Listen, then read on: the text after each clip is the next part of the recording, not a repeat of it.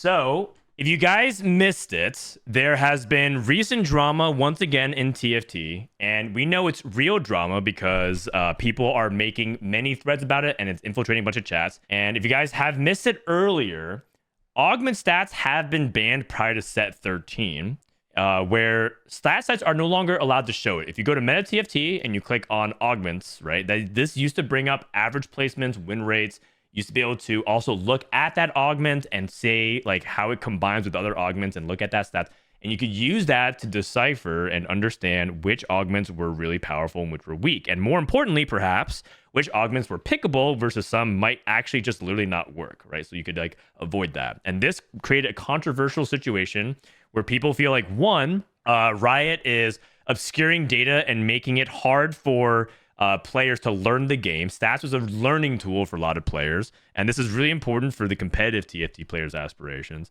And two, people felt like they were also, and this is not an argument I like, but people felt like it was a way for Riot to hide balance, the lack of balance on some of the things like augments. They're like, oh, we don't want you to like see like how badly we balance the augments or whatever, which I think is a really ridiculous take. And I think that's like the worst faith take argument. And I think that if that's truly what you believe, like, I mean, that might be something that is an incidental response to what ends up happening, but I don't think that's the case at all. I think that's an asinine assertion. Anyways, if you look at augments and you click on this right now, this is all that shows up. This is all that shows up. Now, why are we looking at MetaTFT's augment tier list? Well, in a recent video by a player by the name of Learning TFT. If you don't know Learning TFT, he is a guy that is, well, trying to learn TFT. I think he's a guy that exited a multi-million-dollar startup fund or a company, is basically set for life financially and said, hey, I want to spend my time improving at TFT, and I'm going to document the process. So he created a YouTube channel of him hiring coaches and learning TFT and try to improve. And he's around like a Grandmasters player that every now and then hits Challenger, and he posts a lot of content. And in one of the videos that he posted, Gooba has observed, or at least Gooba is posting, that in the intro of the video, the first minute, there was a leaked conversation between Learning and Marcel. Marcel is a known top Challenger player and a coach, and Learning hired Marcel. And this is a conversation that goes as follows. This was in the YouTube intro, not edited out. Let's start with line selection for Friday, right? So he's talking, this is like a couple days ago. This is December 2nd. Today's December 5th when I'm filming this video. Marcel says, do you have some VODs that you want to go over besides the meta review? If not, we can also VOD review some top players and see what decisions we make. I'm playing reasonably at the moment, top 10. So we can also look through my games if you don't have any. More on that later. It's a little bit amusing. I got a VOD, but might be more helpful to do a VOD review of top players or yours since I'm not on top of everything right now. Then they started calling. Marcel says, whenever you're ready. And then the last tagline, the MetaTFT founder gives us stats, but can't say publicly. And so that part of the video, people realize, wait, what are you talking about? Are you joking? If you're joking, that's not something to joke about. And also that you're probably not joking because you're talking about it in private Discord DMs. And you also have indicated that this is suspicious or shady behavior because you can't talk about it publicly, right? What are these stats that you can't talk about publicly? So a lot of people are extrapolating, right? We don't have 100% knowledge and confirmation about this, but they believe because if you look at MetaTFT, the only major section that does not have stats is augments. Units have stats, items have stats, traits have stats, you can even explore stats, right? And so they say, okay, it has to be augment stats, which kind of goes back to one of the early things, which is TFT set 13 augment stats ban. It's important that I bring this up, that the conversation was that competitive integrity is one of the topics. When Mortdog was tweeting about it, one of the pieces of text that people gravitate towards, there's many things about what Mort was saying in that post, but one of them was competitive integrity. And this is obviously going to be really relevant because coming up in Macau, we have a LAN, and that open is huge, right? That prize pool is, how big is it? The prize pool is hundreds of thousands of dollars, right? $308,000. And some people feel like this is unfair because some people are going to have augment stats versus not. This is why people are upset, right? People are like, oh, I'm not surprised. There's some competitive integrity issues. This was always going to happen, right? Because people are going to share tech and hide stuff from the player base. And it creates this inequality gap of who has the connections, who has the money. Do you pay MetaTFT for the money? And the element that goes on top of it is that MetaTFT is actually sponsoring players. They're actually sponsoring players. So Spencer, for example, is a MetaTFT player sponsored by them. Kiyun is a player sponsored by MetaTFT. Disco and Marcel. If you go to the ladder, where is it? LOL chess. And you just search up the word meta, right? You'll see it, right? That's the meta tag. They're sponsored by MetaTFT. And so it creates some ethical questions about like, are the players going into Macau, this $300,000 open, going to have extra stats that other people don't have, and it feels unfair? So that is the source of the drama, and a lot of people are losing their minds, right? And then people are calling out for a bunch of different things. They say MetaTFT should lose their API access. Some people are saying players should be banned, right? There's literally players on Twitter that are asking for it to be banned. They're making memes, right? There's no stacks leads in MetaTFT. Really fun meme there by Lil Kahuna. Everyone's memeing. They're joking about it. I think Clear TFT literally, by the way, this is a stupid move on his end, but whatever. He's leaking a DM he had with Mortdog where he specifically pinged this issue. He says, I consider something as worthy of attention. Even you request that he's talking about stat sites, don't publish them publicly. The info is still there. MetaTFT sponsors several players to compete at Macau. It's not potentially a very big problem with the solution to completely brick these plugins. And this was about a month ago. And Clear says, unfortunately, honestly, it should have been incredibly easy to see the conflict of interest from a mile away. I think it's completely reasonable to ban Marcel from the Macau Open if he did knowingly utilize this information. Shunga was banned for regionals for far less. If you guys don't know who Clear is, he's a player who's made regionals back in like set 7 and is kind of like a very well-known kind of like combination of shit poster and but also like, you know, former competitive player. Either way, he has some elements of truth in here, right? It is like we have banned people for less. That is completely true, and it is unfair. If it's been utilized information and it's a complete conflict of interest. He's right. But then there's questions about whether or not players should get banned. We'll tackle that in a little bit. But I just want to give you a little bit more like how everything has played out since, because this was reported last night at the end of my stream. I'm trying to cover this and give you all the details before I give my opinion.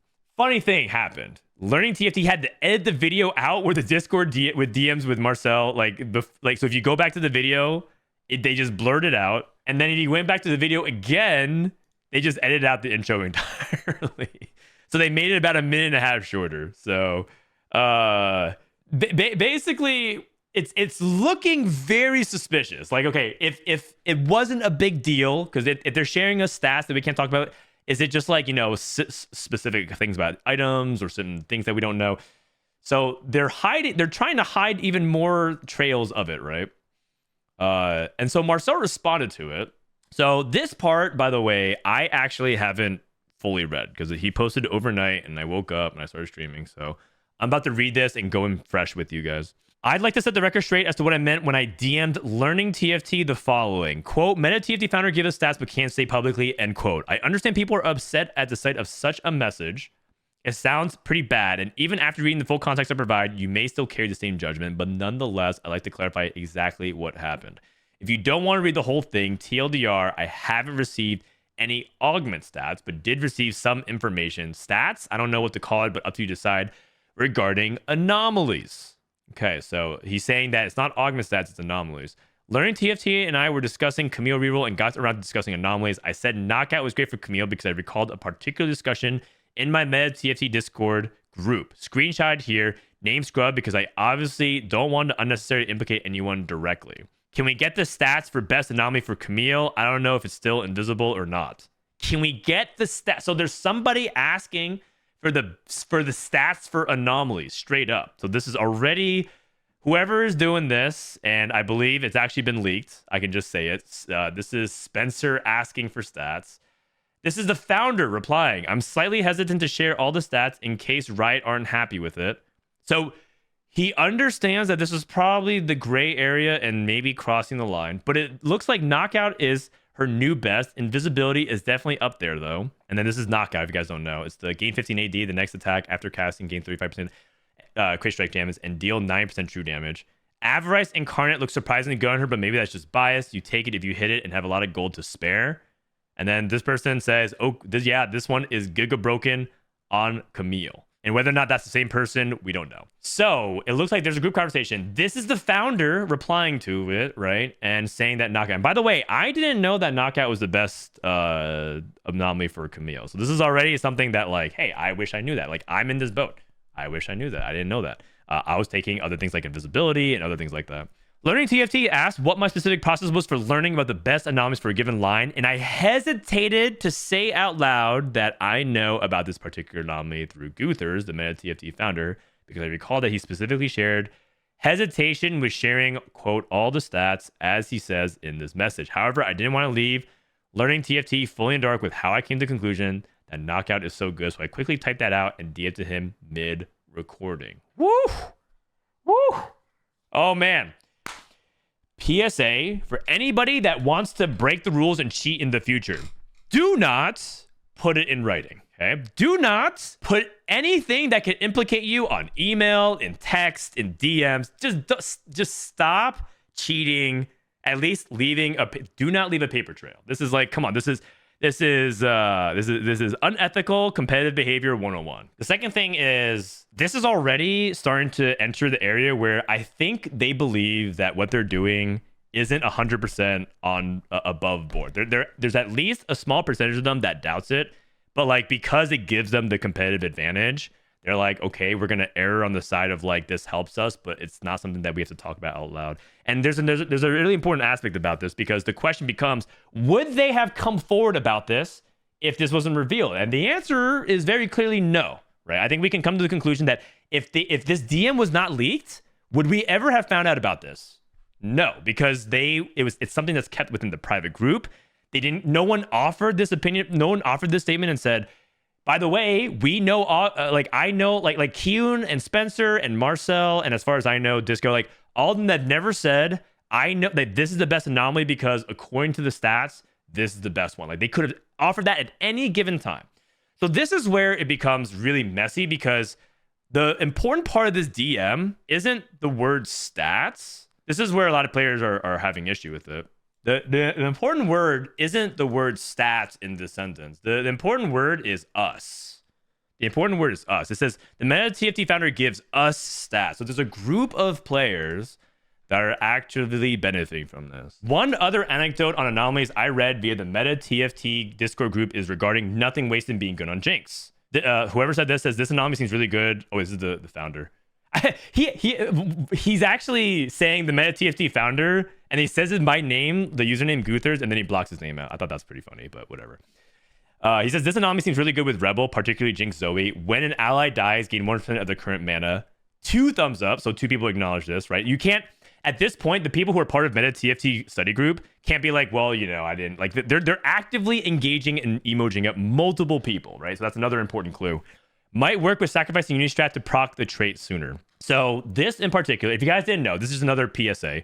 This is really good with an augment called Paint the Town Blue. If you have Paint the Town Blue, you should look for this augment and put it on Zoe because all of those units that die with because when Paint the Town Blue is an augment that says your rebel units get spawned onto the board as like, little Hellions or little 1 costs. And then they die, you get all of their mana. So basically Zoe gets like twice as much mana as she should. So this is like a strategy they're talking about. And so Marcel says, this is the extent of information I received regarding anomalies, and it's precisely these 2 things that I refer to as stats that the MetaTFT founder gave us. I have not received any help / stats as information regarding augments that isn't publicly accessible to anyone via any stats website.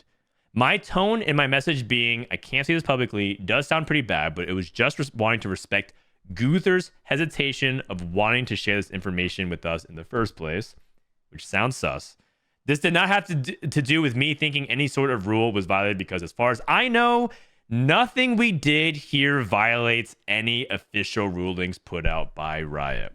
Okay, and this last sentence is important too. because it's actually true. Believe it or not, if you look at the official rulings, I don't have it pulled up. Someone, I remember reading through the comment thread, someone actually pulled up the policies. This is probably really important because I don't want to be wrong on this. But if you look at the actual rules, it's technically true. It's not violating any official rulings out because they didn't say you cannot share stats about like anomalies, especially from third-party stats. Like they didn't explicitly write it out. So it's technically not against the rules, but it is unfair that it happens. So to kind of circle back into like what I think should happen to the players, I don't think anything should happen. I don't think that one, a lot of the patch is going to change. So these two pieces of information, right? That knockout is good for Camille. Nothing wasted is good on Zoe. That's one, public information now, so everyone knows. Two, the patch is going to change. This got nerfed. Camille got nerfed. A bunch of other things are getting changed. It's going to be a different landscape environment. So if moving forward they don't get any more information, and now that they know that it's not okay, I think that's okay. And I don't put it on the players, especially if they're in a situation where they were not engaging with this content. Because right now what we don't know is who from MetaTFT was benefiting it, who was sharing it, who was like, you know, actively like quote cheating or going against the spirit of competition. So I don't think anything should happen to the players. I think that a big warning should be put out, like, you know, do not like for them specifically, like do not engage in these kinds of behaviors that would implicate you as cheating or going around the stats rules. And I think Riot should also actually change the rulings, because if you look at the real text of the rulings, it's still outdated. It's talking about legends. If you look at the rulings right now, but that the updated rule set by Riot, the explicit wording is legend stats, which if you guys remember, is from set 9. It's not actually from set 13. So they need to actually literally update the rules if I am correctly informed. The MetaTFT developers actively also replied. Where is it? Marcel's response. Here it is. So Guthers also decided to respond. If you guys didn't know, his username is Morbrid, and he's also a person that posts very frequently on the competitive TFT subreddit. He's an active member of the community. Also, he didn't hide his own name, right? So that's partially why it was like easy to understand. And I'm going to present and then give a little bit of thoughts about this as well. Hi all, I want to make it clear that we do not have and are not sharing augment stats with our competitors. Okay, so right out the gate, just coming out and saying it. We're not sharing augment stats with MetaTFT players. As I understand the context of the leak, the line in the Discord DM says, MetaTFT founder gives us stats but can't say publicly. I can see how this could be extrapolated to infer augment stats, but this is not the case. Marcel has told me that the Discord conversation was in reference to good anomalies on Camille, and at one point, I did share that knockout was a good anomaly on her. We read this conversation. For our last set, we put together a charm stats page and put together a similar page for anomaly stats. It was ready to go at set launch. However, due to some more wording around the augment stats being banned, we held off on releasing it. Now, that is completely true. If you guys remember MetaTFT, I mean, I guess I'm technically advertising them right now in the app. Where's the app? They actually have like a section of it that shows you like charms and early game and other things that you can get. And as far as I know, this is completely true. Guthers wanted to put out anomaly data.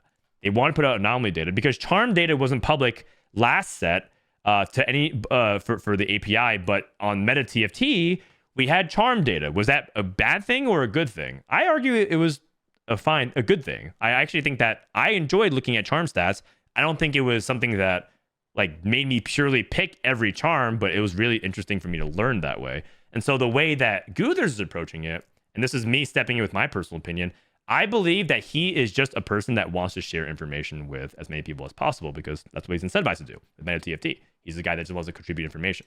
Anyways, since then, we've all kept our mechanics mostly out of our match history and APIs. We kept portals off of there to explicitly ensure that we didn't end up with a world where sites were saying exactly what champs and what augments were on each portal, each encounter, etc. Anomaly buffs into the arcane are similarly not on match history for this very reason. So this is Mort's statement he's talking about.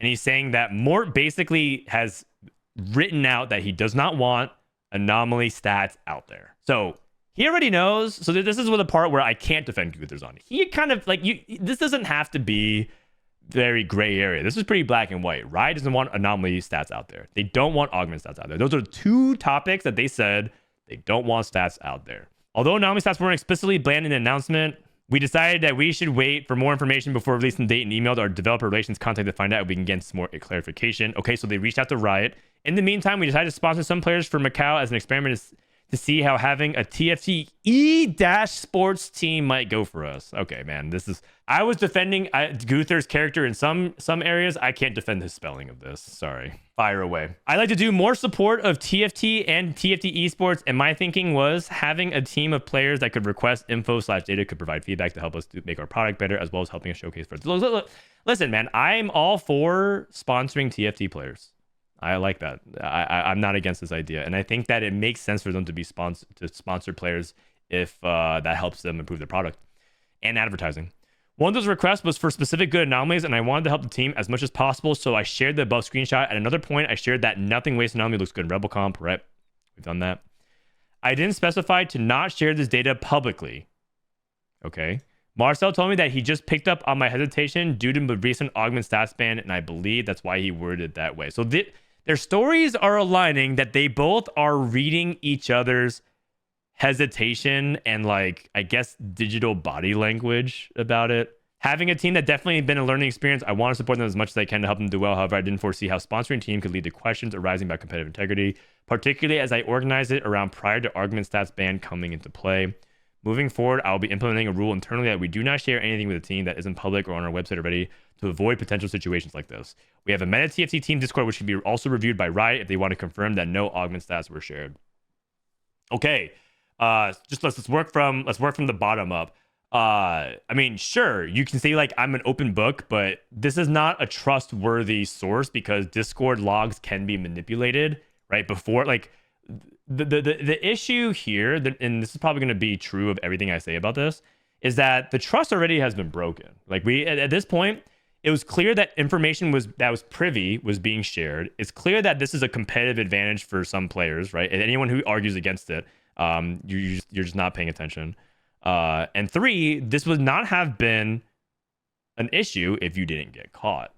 And so now it's like one of the things where, like, we have to take your word for it. We have to take your word that you're not going to share anything with a team that isn't public, that the Discord server is already scrubbed clean. Like, sure, you can cooperate with investigation, but, like, you know, it's a bunch of different, there's a bunch of different issues with that, where now, and if you look at the comments, by the way, the comments, hundreds of comments over the course of multiple threads, people are just saying, like, you know, it's ranging from anything from I foresaw this coming to this is a problem on Riot, not you guys, to ban MetaTFT or to ban the players, right?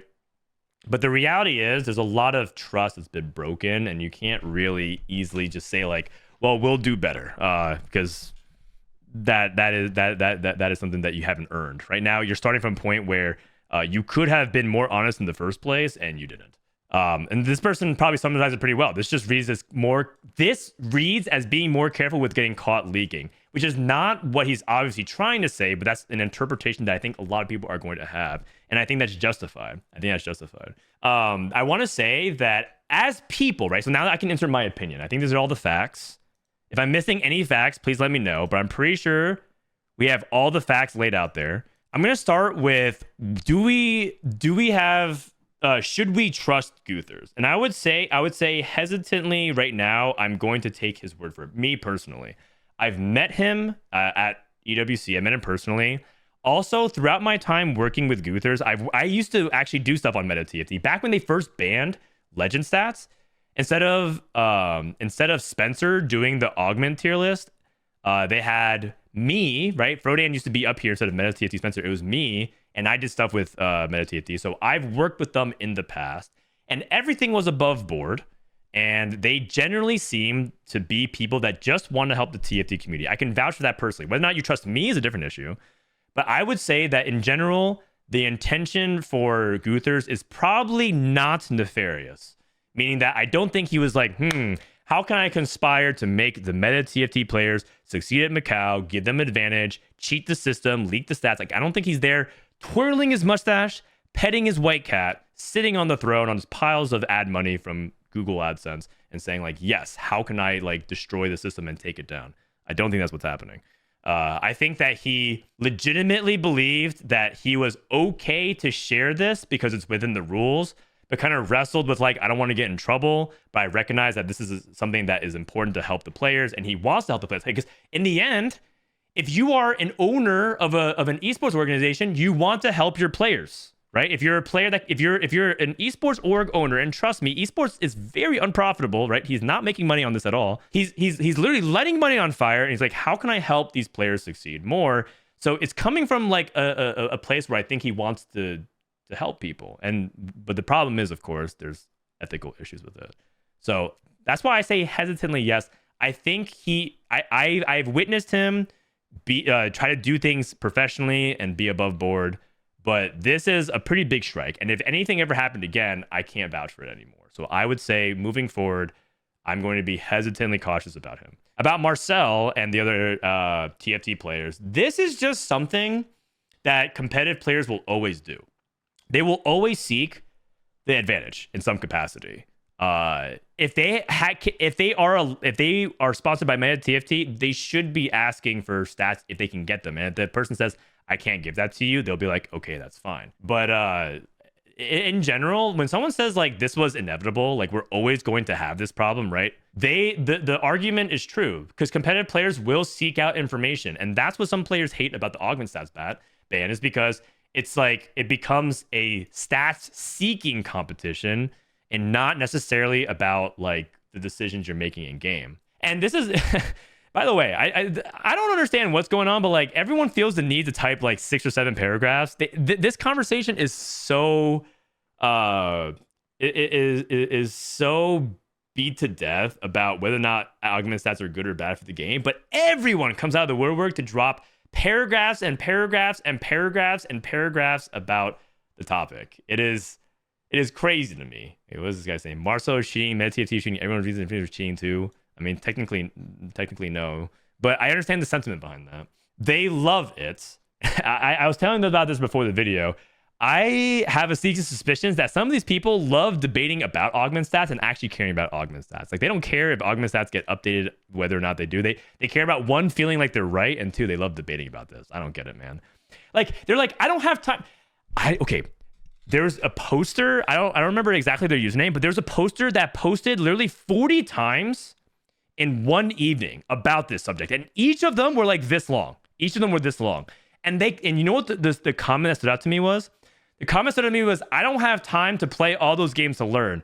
But they spent an entire evening of 6 hours posting 40 comments on Reddit. You know what you could have done? You know what you could have done in that time instead of posting? You could have played the game.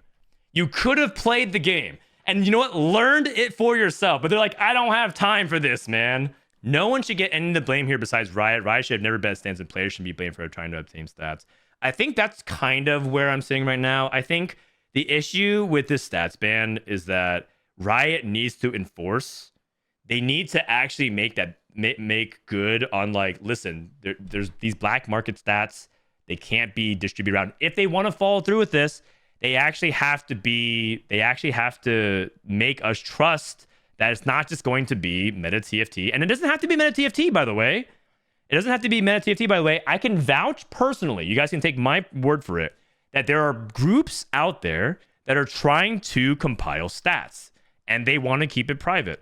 When I say compile stats, they're putting their own game input into it and then coming up with stats, and they're trying to have a group of people. There's a group, I think it's called like 17 Lands. So 17 Lands is like a tracker for Magic the Gathering, because, by the way, in Magic the Gathering, they also ban stats in some capacity. Like, they ban win rate on decks. And so they are saying, like, you can contribute your data and have all of your data go into the system. So that way you can actually learn about all the stats. So this is like community-driven data. This is basically what's going on and will continue to develop in TFT, but on a much more private basis. And the biggest fear is, does this gate the average player? And the answer is yes, it does. I'm looking at who is at the very bottom of this. Emily Wang. Okay, actually, that's a really bad example, because Emily could get into these groups if she wanted to. I'm going to go further down. Let's go all the way down. Let's go to Namzi and Tactic Torn. Let's say these are top 200 players. If they were to if we were to cut right now, they would qualify for a cup. for tactician's trials, for an official competition. How do they get information that the Emily, I don't want to use Emily away because she has no business, but let's just put the lab out there, okay? And I don't know if the lab is doing this. I have no knowledge of who exactly is doing it. I just know it is happening. But let's just say the lab theoretically, and it's easy to pick on them because they're just a group of really good friends, and I actually really like the lab a lot, just as a disclaimer. And I also like Marcel. I actually, it makes it sound like I'm saying Marcel is like some untrustworthy. I actually like Marcel a lot. I've co-streamed with him. I'm actually kind of hurt that he would be in the situation. I have to actually emotionally recover from that. But let's just say that lab is compiling these stats. How is Tactic Torn and Namzi supposed to be able to, one, get into that group, and two, learn that? They're just basically behind, right? And this is an actual issue that will make competitive integrity. This is what ultimately the buzzword that people are going through, the competitive integrity. This is going to undermine the competitive integrity argument that Riot is putting out of why augment stats ban is a good thing. For the vast majority of people, let's say you're 10th on this list and you're like, yeah, I'm Diamond 2. How am I going to ever get into those groups and like look at those stats? This doesn't apply to you. I want to stop you right here. Like, because there are some people who are like right here, they're Diamond 2, 0 LP, and they're like, yeah, what about me and my stat? Like, this doesn't apply to you guys. This is about for these players right here who don't know how to get from where they are right now and jump up because they're just going to continue to be gate-kept out of the top player circle. Isn't Diamond 2 kind of high right now? Okay, maybe you're right. It's too early in the season. But for the people who legitimately feel like this keeps them out, it's for the very small. It's for the very, very, very small middle class in TFT. The middle class in TFT of people who are grandmasters and masters players that want to improve at the game, that want to pursue competitive TFT and what it actually means. But now all of a sudden they don't have the connection, they don't have the money, they don't have the clout, and so that's going to be a really big problem for that portion. And so you might, and then here's like another thing. Some people might just say, "Who cares?" Right? Like the top challenger players, they're going to play their games, they're going to have the knowledge, they're going to climb, whatever, right? That dank meme said Sugo, why for Frodan, right? They're gonna constantly dominate ladder anyways, with or without stats, right? These top players. But who cares about these grandmasters players? They don't matter, right? Disneyland, SeaWorld shitters, as like maybe Soju and all them would say. They are the people that are going to bring the new blood. And if you choke out the new blood in the ecosystem, guess what ends up happening? The ecosystem dies because the people who are old are going to transition out, or they fade off or whatever, but there's nothing new coming in. The ecosystem's only as healthy as the new things that come in. And if you don't foster that, if you don't foster this like quote middle class, and I don't like saying that, but I use that to help paint an illustration. If you don't foster the middle class of these competitive players, then the competitive scene will just be very stale. It's going to be kind of the same things happening set after set. And that's actually really funny because in TFT, some people argue that's the case. But in TFT, it's also really exciting because once upon a time, this guy, Wajan Iverson, was just some random no-name ladder player that Setsuko one time scouted. He was like a guy that once upon a time, just grinded out of nowhere. He started at the end of set 7, climbed the challenger, and then set 8, made worlds, and almost made worlds every single set since then, right? Once upon a time, T-Lides was just this bioscientist from Utah that everyone thought was Mormon. And now he's actually a top challenger. Once upon a time, Pressivant actually is not a good example because he actually got in through connections. But like Bruce, me first rate, Dank Memes, who's currently ranked 1, right? All these people, you do not get like Dish Soap, right? Once upon a time, he was just like a guy that took TFT casually, and then set 6, Augments came out, got really inspired to climb competitively, and is able to, and now has since become established as himself as the best NA player. You don't get these stories anymore. We're just stuck with who we got, and we're just gonna get. And I think that's ultimately how the competitive scene will die, if that ends up happening. Now, am I saying that if they don't release augment stats and that they don't ban these players, that the competitive scene will die? No, but I'm trying to paint you a scenario of why it's important to focus on these issues before they become an actual problem. Because I witnessed it happen in real time. I witnessed it happen in real time when I was from Hearthstone. I watched the middle class die, and that was not great. And that was a mistake that I was part of, and also I do not wish to repeat. Okay, is that it? I'm gonna talk to chat now. I basically rambled. How long was that? That was like 40 minutes of yapping, 30 minutes of yapping. What do you guys think? Now I'm doing some chat Q&A in response. What does this have to do with stats? Oh, because we're gatekeeping. We don't want to be. We don't want to create a situation of competitive TFT where it's a rich person's game. You have to be full-time TFT, no life in the game. You can't actually pursue it part-time. People, if you have to be financially secure, young with no responsibilities, and the ability to degen like that, if that's the requirements to become a pro TFT player, then we have missed the mark. We're not trying to be League of Legends. We're not trying to be Street Fighter. We're not trying to be like this game where like the top 10 people are like, you know, like you have to 100 hour a week in order to become a pro player. People want the part-time TFT dream to stay alive. That needs to stay alive. That's exactly what feeds into what makes TFT a compelling game for people to pursue. And if that dies, then a big part and valuable part of our community dies. Cornelius says, during set 11, I was doing some data mining on the patterns of encounters. I personally believe that I had figured out the exact mechanisms and solve encounters. It would seriously impact the game, so I stopped. Is it a problem for players to just push the barrier of knowledge that the game provides? So that's a really good question, right? Should players stop pursuing knowledge? And the answer is no. The answer is no. But the reason why I think the reason why I think it's not okay for MetaTFT, right? Some people are going to say the reason why MetaTFT is not okay, but a group of players, like let's say Demosian Raptor and his EU study group are compiling stats, which maybe they are, maybe they aren't. The reason why that's okay is because of sampling size issue. What's going on with MetaTFT, if you guys don't know, is that they are able to scrape data both from their own overlay as well as VODs, right? They can actually go through, they have all this categorized, and they could actually scrape through VOD data and actually do it. So at scale, it is an unfair competition of stats aggregation, because if you have 20 to 25 challenger players compiling data, it's very different than millions upon millions of games. So it's a completely different scale, right?